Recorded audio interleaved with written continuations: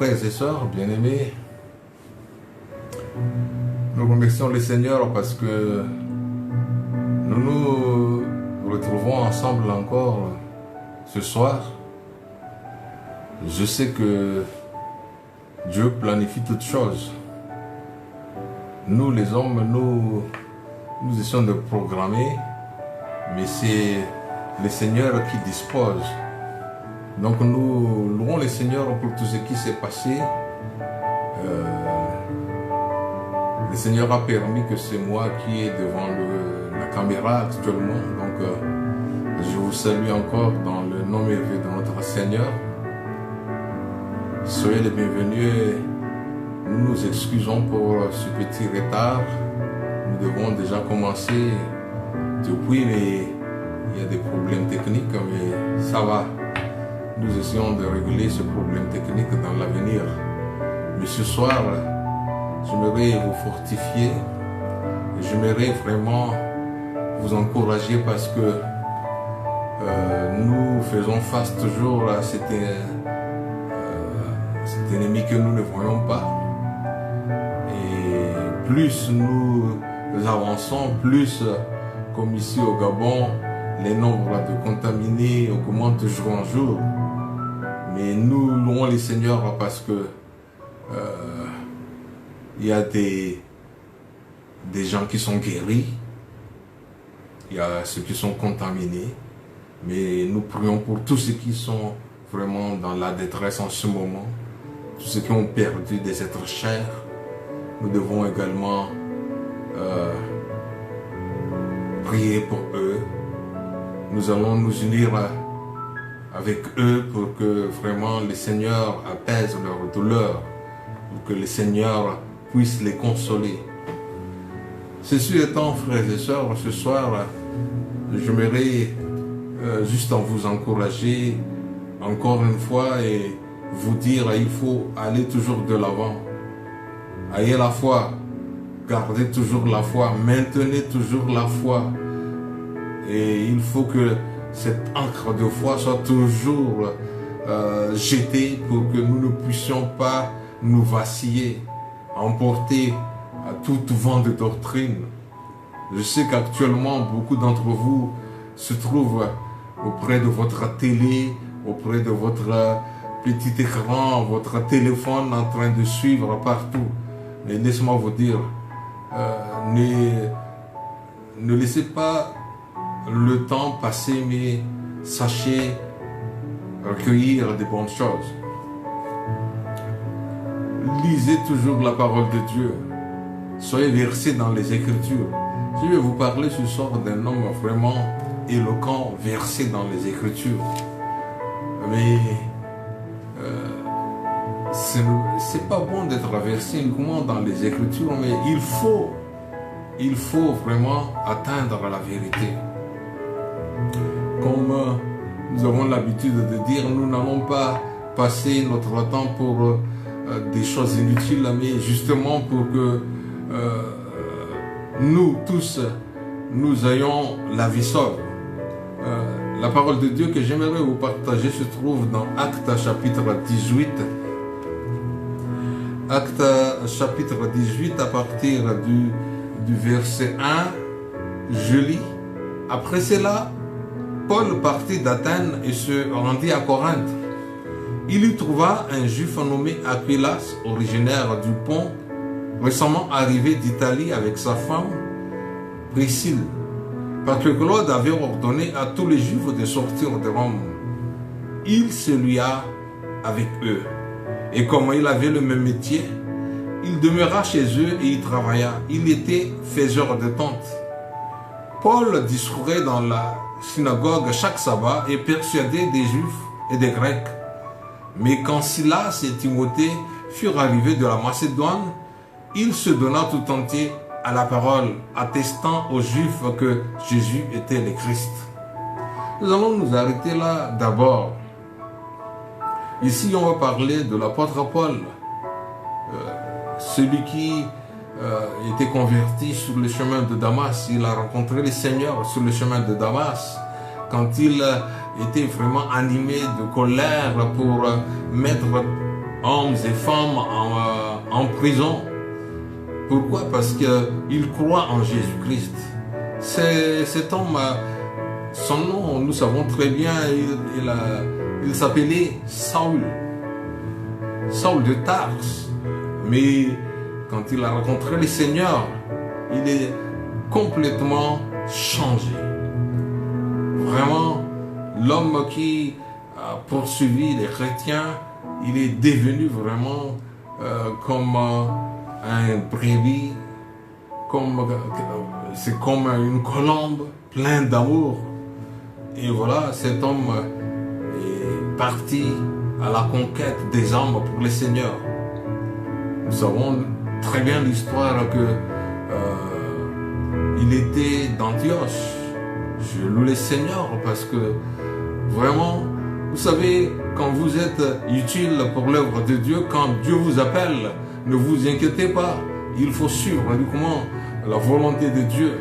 Cet homme, même les apôtres ne voulaient même pas s'associer avec lui. Pourquoi? Parce que on savait qu'il était mal réputé. Il était, les apôtres l'ont fait partie chez lui, et c'était à Tarse, plus de 10 ans après, environ 10 ans après, que Barnabas, ce que nous appelons l'homme de consolation, pensait à lui.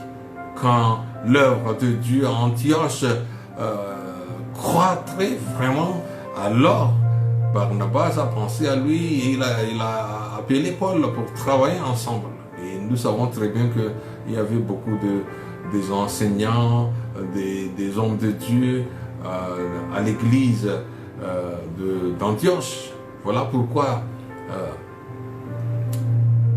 Paul et Barnabas, le Seigneur les a mis à part pour devenir missionnaires. On les a envoyés.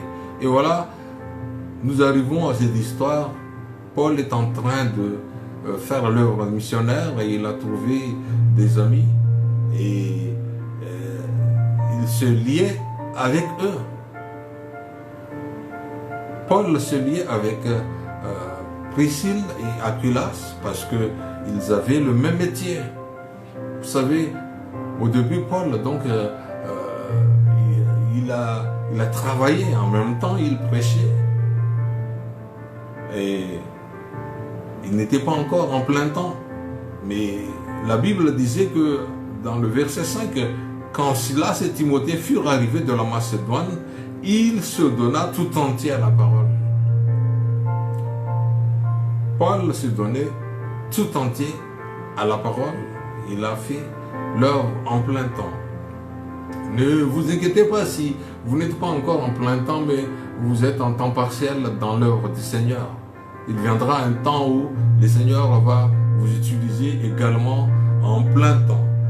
Et le message, le but du message de ce soir, c'est de trouver la volonté de Dieu et savoir vraiment où aller.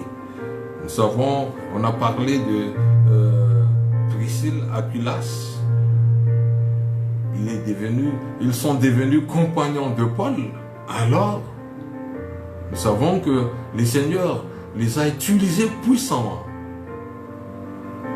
Au verset 23 de Acte 18, lorsqu'il eut passé quelque temps à Antioche, Paul se mit en route et parcourut successivement la Galatie, la Phrygie, et fortifiant tous les disciples. Le verset 24, un juif nommé Apollos, originaire d'Alexandrie, homme éloquent et versé dans les Écritures, vint à Éphèse. Il était instruit dans la voie du Seigneur et fervent d'esprit. Il annonçait et enseigna avec exactitude ce qui concerne Jésus, bien qu'il ne connût que le baptême de Jean. Il se mit à parler librement dans la synagogue. Point. Aquilas et Priscille, l'ayant entendu, les prirent avec eux et lui exposèrent plus exactement la voie de Dieu. Comme il voulait passer en Achaïe, les frères l'y encouragèrent et écrivirent aux disciples de le bien recevoir. Quand il fut arrivé, il se rendit par la grâce de Dieu, très utile à ceux qui avaient cru, car il refutait vivement les Juifs en public, démontrant par les Écritures que Jésus est le Christ. Waouh! Nous voyons ici vraiment un changement de l'histoire. Au verset 24 de cet acte 18, ce qui est intéressant, c'est de souligner vraiment qu'il y avait un homme nommé Apollos, originaire d'Alexandrie. Et la Bible souligne que cet homme était éloquent et versé dans les Écritures. Il était instruit dans la voie du Seigneur, fervent d'esprit. Il annonçait et enseignait avec exactitude ce qui concerne Jésus. Mais il ne connaît que le baptême de Jean. Vous savez, on peut être versé dans les Écritures. On peut connaître la Bible tout entière. On peut être instruit dans la voie du Seigneur. On peut être fervent d'esprit. On peut même avoir le feu de partager la parole de Dieu. Apollos, vraiment, il enseignait avec exactitude ce qui concerne Jésus. Un homme comme ça, qu'est-ce qu'il a encore vraiment besoin d'entendre ou bien besoin d'apprendre? Et oui, il lui manque l'essentiel. Il ne connaît que le baptême de Jean. Connaître le baptême de Jean, la repentance, le baptême d'eau, frères et sœurs, ce n'est pas suffisant. C'est bon, mais pas suffisant. Voilà pourquoi, gloire à Dieu, parce que il a pu rencontrer des gens qui le dirigent vers le vrai chemin, vers la vérité. Priscille et Aquilas. Aquilas et Priscille, l'ayant entendu, le prirent avec eux et lui exposèrent plus exactement la voie de Dieu. C'est la raison pour laquelle ce soir encore, j'aimerais encourager ceux qui sont déjà au bord du chemin, en train de marcher au bord du chemin. Soyez vraiment dans le chemin de la vérité, frères et sœurs. J'aimerais encore vous exposer plus exactement la voie de Dieu, comme Aquilas et Priscille l'ont fait en son temps. Ils l'ont vraiment pris à part, mis de côté Apollos, et ils commencèrent maintenant à exposer plus exactement la voie de Dieu. La voie de Dieu n'est pas difficile. Comme la Bible disait que si notre évangile est voilé, il est voilé pour ceux qui sont perdus, qui sont vraiment, comment dire, aveuglés par les choses de ce monde. Mais si vous avez soif de la vérité, laissez-moi vous dire, le Seigneur va vous faire croiser quelqu'un pour vous expliquer exactement la voie de Dieu. Vous savez, qu'est-ce qui s'est passé quand Apollos a reçu l'enseignement? Apollos n'a pas dit non, non, je connais tout ça, c'est pas la peine. Non. Soyons humbles, frères et sœurs. Si le Seigneur voulait nous enseigner encore davantage, ouvrons notre cœur, ayons vraiment l'attitude enseignable. Ayons soif de la vérité. Si vous avez soif de la vérité, moi j'en ai sûr, et vraiment, j'en suis sûr et certain que le Seigneur va mettre sur votre route quelqu'un comme Pierre, quelqu'un comme Aquilas et Priscille, quelqu'un comme Philippe. Vous savez, on peut parler également de Philippe, l'eunuque éthiopien. Philippe et l'eunuque éthiopien, vous savez, après Samarie, dans Actes chapitre 8, le réveil de Samarie. Philippe était emmené par le Saint-Esprit à Samarie et il a prêché la vérité.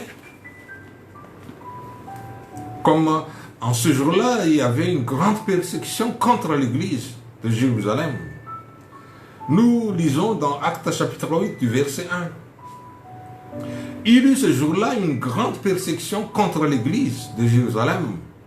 Et tous, excepté les apôtres, se dispersèrent dans les contrées de la Judée et de la Samarie. Des hommes pieux ensevelirent Étienne et pleurèrent à grand bruit. Saul, de son côté, ravageait l'église. Pénétrant dans les maisons, il en arrachait hommes et femmes et les faisait jeter en prison. Ceux qui avaient été dispersés allaient de lieu en lieu annonçant la bonne nouvelle de la parole. Philippe étant descendu dans la ville de Samarie, il prêcha Christ. Les foules tout entières étaient attentives à ce que disait Philippe, lorsqu'elles apprirent et virent les miracles qu'il faisait. Car des esprits impurs sortirent de plusieurs démoniaques en poussant de grands cris, et beaucoup de paralytiques et de boiteux furent guéris. Et il eut une grande joie dans cette ville. Il avait auparavant dans la ville un homme nommé Simon qui se donnait pour un personnage important, exerçait la magie et provoquait l'étonnement du peuple de la Samarie. Tous, depuis le plus petit jusqu'au plus grand, l'écoutaient attentivement et disaient: celui-ci est la puissance de Dieu, celle qui s'appelle la grande. Ils l'écoutaient attentivement parce qu'ils les avaient longtemps étonnés par ses actes de magie. Mais quand ils eurent cru à Philippe, qui leur a annoncé la bonne nouvelle du royaume de Dieu et du nom de Jésus-Christ, hommes et femmes se firent baptiser. Vous voyez? Gloire à Dieu. Par la persécution, l'évangile commençait à croître. La prédication de l'évangile, je veux dire. Et voilà, Philippe est descendu à Samarie et il y prêcha Christ. Frères et sœurs, quand nous, les seigneurs nous amènent partout où les seigneurs nous utilisent, ayons vraiment le fardeau de prêcher la vérité. Prêchons Christ. Ne prêchons pas autre chose. Prêchons Christ. Et vous savez, la prédication est toujours accompagnée des miracles et des prodiges. Les seigneurs, c'est les seigneurs qui vont faire tout cela. Mais nous sommes que des instruments utilisés par lui. Donc, nous voyons ici que après avoir écouté Philippe, ils durent crure. Parce que Philippe a annoncé la bonne nouvelle du royaume de Dieu. La bonne nouvelle, je répète encore, la bonne nouvelle, c'est Christ en mort pour nos péchés, Christ enseveli et Christ a ressuscité. Est-ce que Christ était mort? Oui, absolument, on doit l'ensevelir quand il est mort. Mais si Christ n'est pas ressuscité, notre foi est vaine. Même ce moment n'existait même pas. Je ne suis pas là devant vous ce soir. Mais nous louons le Seigneur. Nous avons la foi et nous croyons que Jésus-Christ est ressuscité. Et voilà, notre Dieu, ce n'est pas comme d'autres dieux. Tous les autres dieux que les gens révèrent, ils étaient morts. On peut retrouver leur tombeau ici sur terre. Mais le Seigneur Jésus-Christ, il a emprunté un tombeau.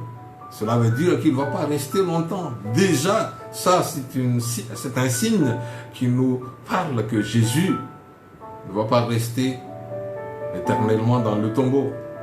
Il a vaincu la mort. Gloire à Dieu.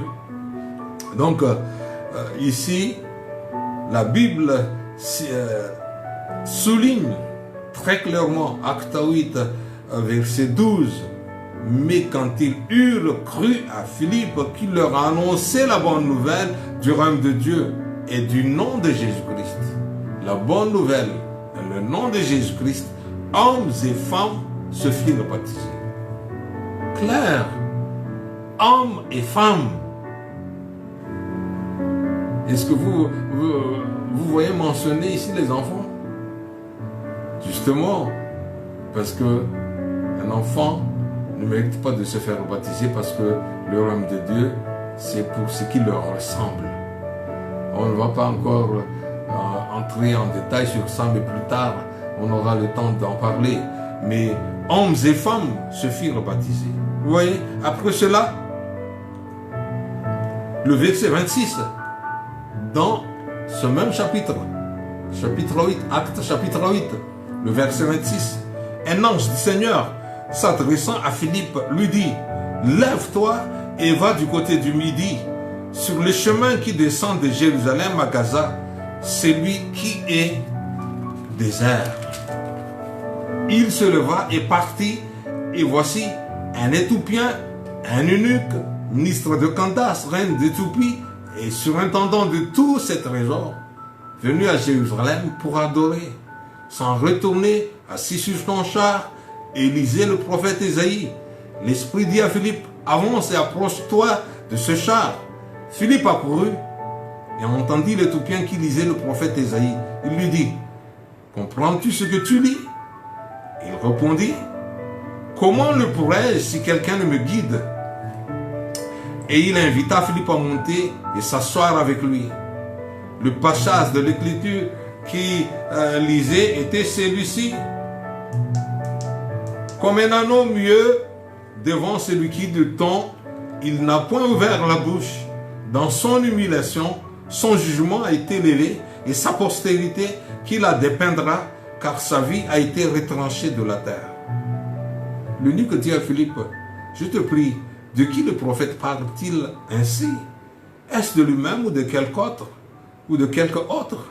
Alors Philippe, ouvrant la bouche et commençant par ce passage, lui annonça la bonne nouvelle de Jésus.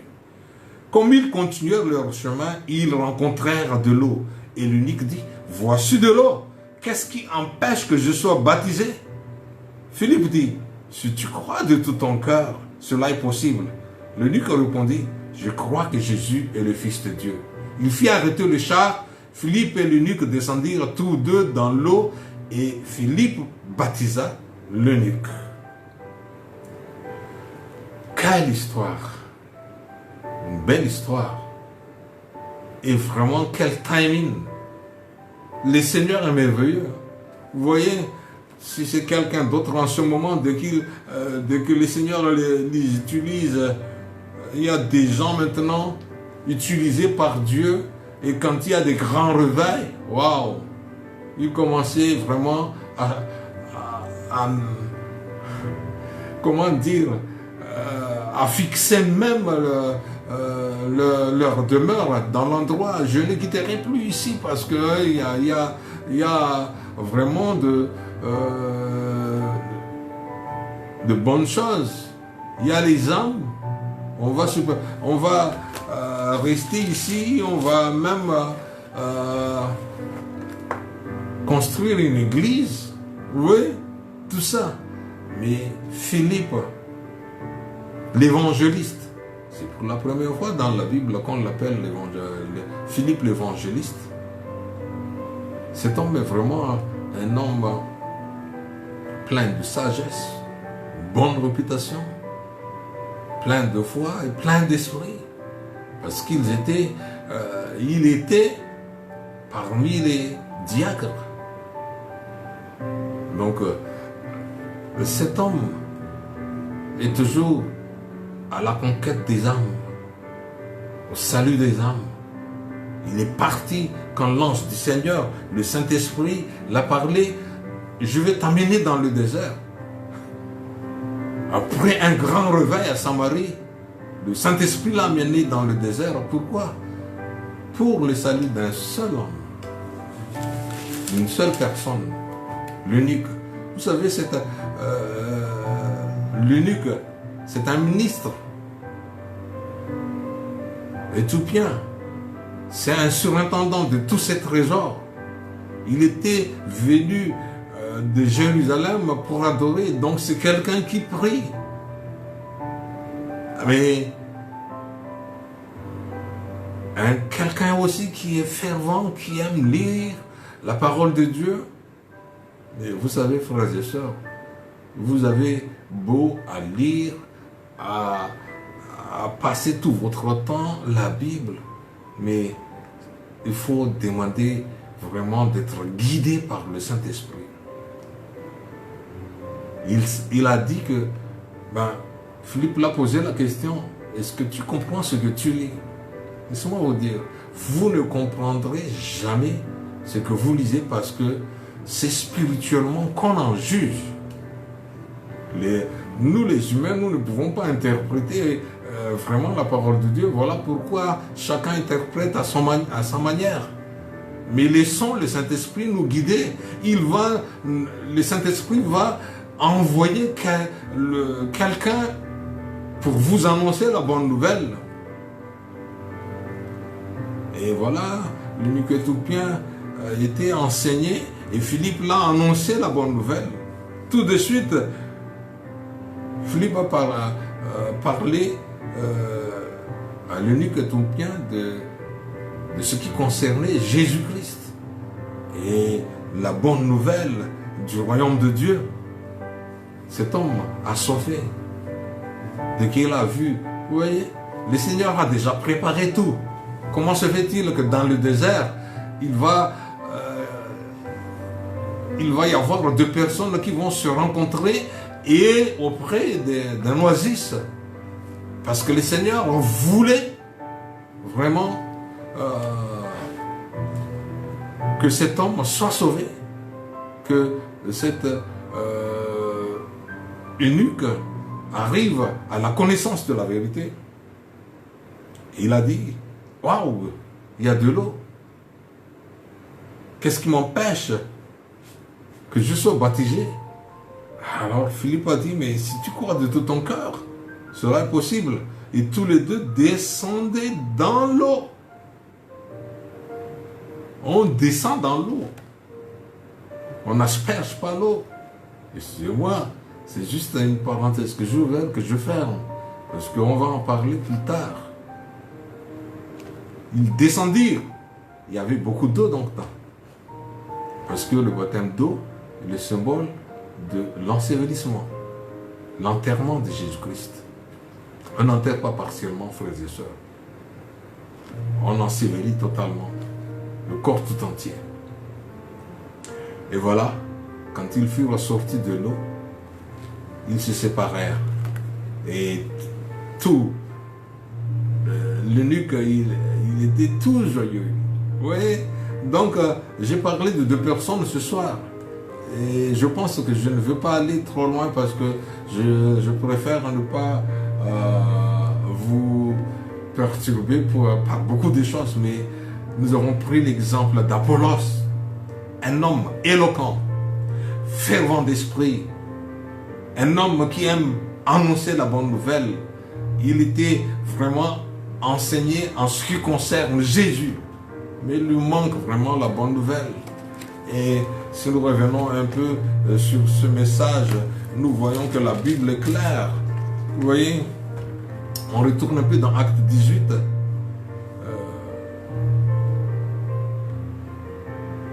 Le verset 27. Comme il voulait passer en Achaïe, les frères l'y encouragèrent et écrivirent aux disciples de le bien recevoir. Voilà. Une lettre de recommandation de la part de Priscille et Aquilas en ce qui concerne Apollos. C'est bien toujours d'avoir une lettre de recommandation. Et c'est une bonne lettre.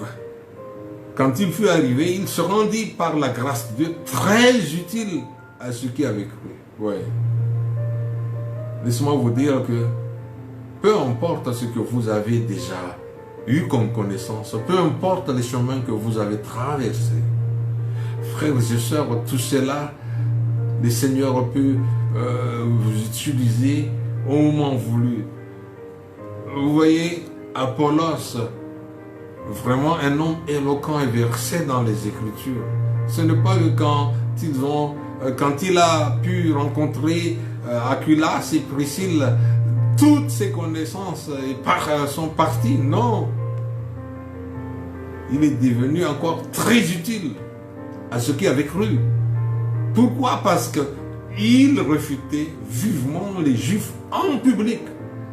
C'est quelqu'un qui est vraiment, comment dire, encore, de plus en plus, sa connaissance augmente.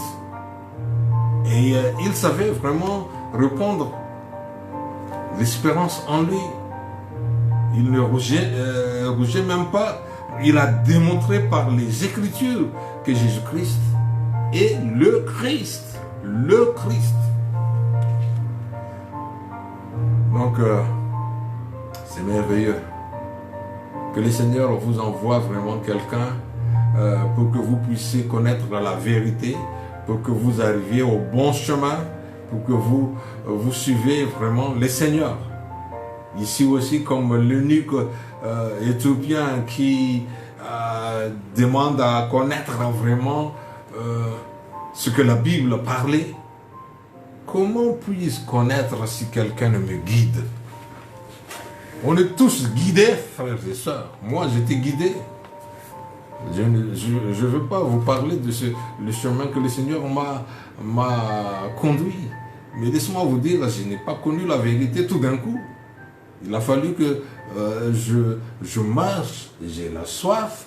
Et quand j'ai la soif, le Seigneur m'a fait rencontrer un homme qui m'a fait connaître la bonne nouvelle, qui m'a fait connaître qui est Jésus-Christ.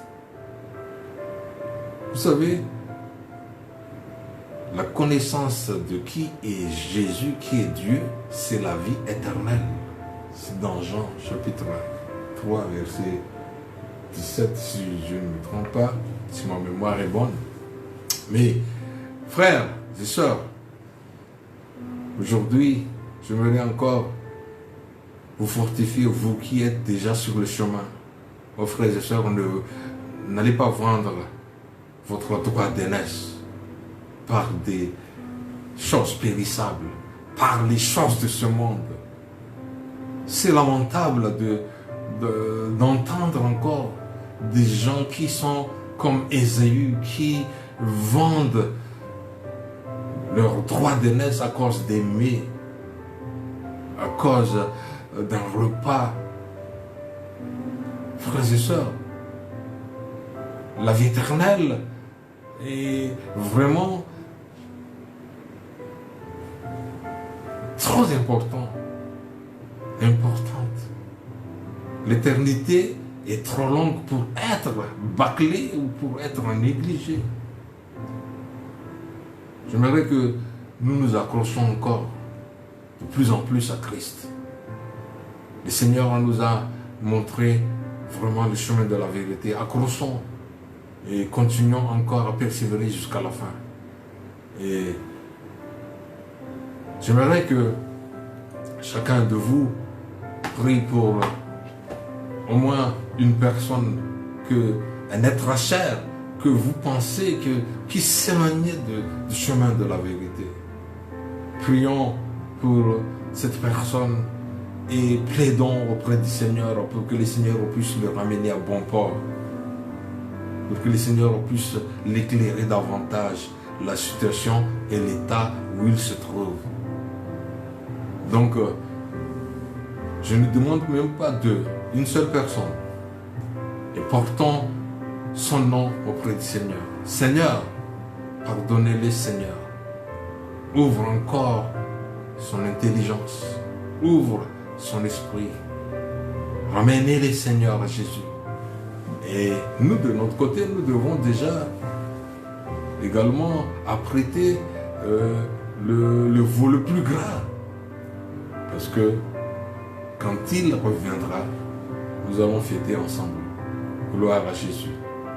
Frères et sœurs, que Dieu vous bénisse encore pour le temps que vous avez passé à l'écoute de la parole.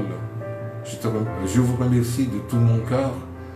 Je ne serai pas trop long, mais dimanche, nous allons encore nous voir si le Seigneur ne viendra pas. Et Que le Seigneur vous bénisse. Gloire à Dieu. À dimanche matin à 11 h. Que Dieu vous bénisse.